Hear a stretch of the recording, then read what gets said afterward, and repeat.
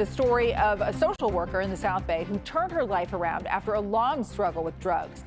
But now the program that helped her get her life back on track is in danger of shutting down.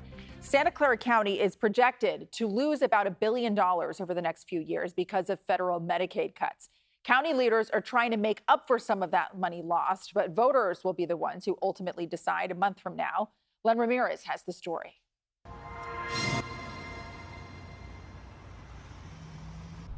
If you just met Mia Jareggi today, you'd never guess the painful path she took to get here. She's now a county hospital social worker, helping others and serving the public with pride. It's the best feeling in the world, Len. It really is. It's indescribable. I feel like I'm doing exactly what I was meant to do, like I'm fulfilling the purpose for my life.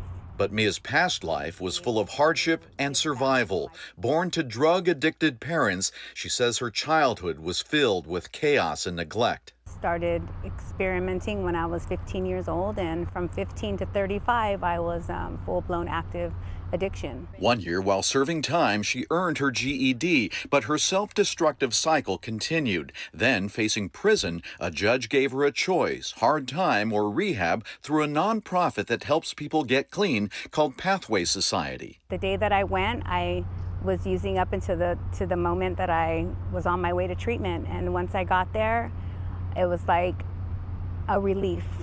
You know, I didn't have to fight anymore. All right, just have a seat right here. Pathways provides a structure that Ruben, a Pathways counselor, says is key for the thousands of people it serves. Daily check-ins, group therapy, life skills training. 21-year-old Sergio, who just checked into a downtown group home, says without it, his future was grim. Either in jail or dead. But health-related programs like Pathways could soon be wiped out by looming federal budget cuts. 98% of the program's funding comes from Medicaid and Medi-Cal, but it's not the only program in danger. Santa Clara County, which administers and fills in funding gaps, is projecting cuts of more than $1 billion to programs like Pathways, plus its 4 public hospitals and 15 health clinics. It is catastrophic on every front.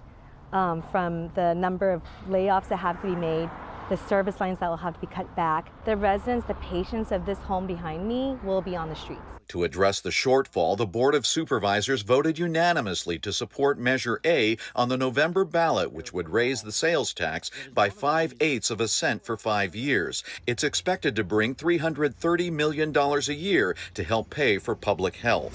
Vote no on Measure A. But Measure A faces a vocal opposition from taxpayer groups led by people like Dan Stedging. The timing's wrong for this tax. We've got record inflation and people can't put groceries on the table and gas in the car. Supervisor Betty Young says there is no other way to keep the doors open for programs like they were when Mia went through. I know the cost of living is challenging for many people, and that's why we structured the sales tax measure the way we did.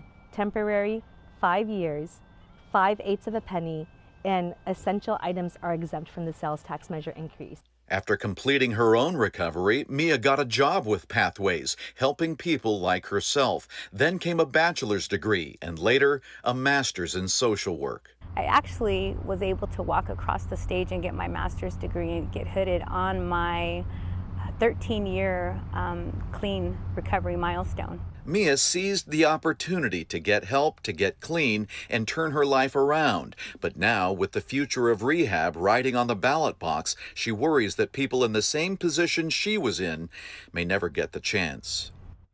Measure A has gotten the support of San Jose Mayor Matt Mahan, Santa Clara County District Attorney Jeff Rosen, and other law enforcement officials. But some business groups oppose it.